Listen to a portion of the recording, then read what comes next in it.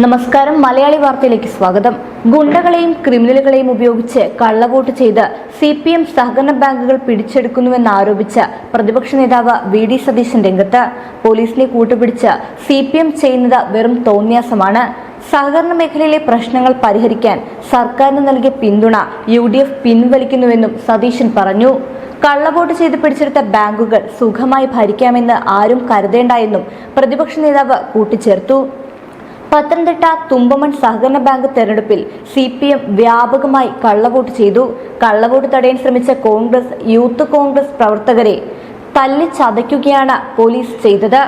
പത്തനംതിട്ട ജില്ലയിൽ പോലീസിനെയും ക്രിമിനലുകളെയും ഉപയോഗിച്ച് 21 ബാങ്കുകളാണ് CPM പിടിച്ചെടുത്തത്. ആരോഗ്യമന്ത്രിയും CPM ജില്ലാ സെക്രട്ടറിയും ചേർന്ന് ക്രിമിനലുകളെ മാലയിട്ട് സ്വീകരിച്ചത് പത്തനംതിട്ടയിലാണ്. CPM നേതാക്കളുടെ വീട്ടുപണിയാണ് പോലീസ് ചെയ്യുന്നത്. സഹകരണ ബാങ്കുകൾ തകരാതിരിക്കാൻ പ്രതിപക്ഷം ഇതുവരെ സർക്കാരിന്റെ കൂടെ നിന്നു. ഇത്തരം തോന്നിയാസം കാണിച്ചിട്ടാണ് ഒരുമിച്ച് നിൽക്കണമെന്ന് സർക്കാർ പ്രതിപക്ഷത്തോട് പറയുന്നത്. ഇനി ഒരുമിച്ച് നിൽക്കില്ല എന്ന് സതീശൻ പറഞ്ഞു. സഹകരണ മേഖലയിലെ പ്രശ്നങ്ങൾ നേരിടാൻ സർക്കാരിന് നൽകിയ പിന്തുണ പ്രതിപക്ഷം പിൻവലിക്കുന്നു. ഗുണ്ടകളെ ഉപയോഗിച്ച് പിടിച്ചെടുത്ത ബാങ്കുകൾ ഭരിക്കാമെന്ന് ഒരാളും ധരിക്കേണ്ട.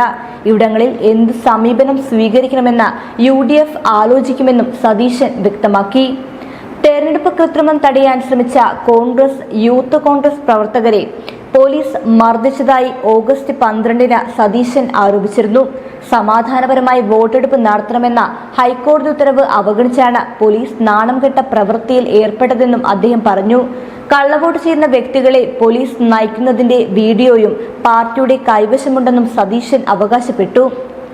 സംസ്ഥാനത്തെ സഹകരണ ബാങ്കിംഗ് മേഖല തകർച്ചയുടെ വക്കിൽ നിൽക്കുമ്പോഴും 21 ബാങ്കുകളുടെ നിയന്ത്രണം CPIM തെരഞ്ഞെടുപ്പ് ഫലങ്ങളിൽ കൃത്രിമം കാണിച്ച് പോലീസിന്റെയും ക്രിമിനലുകളുടെയും സഹായത്തോടെ പിടിച്ചെടുത്തു.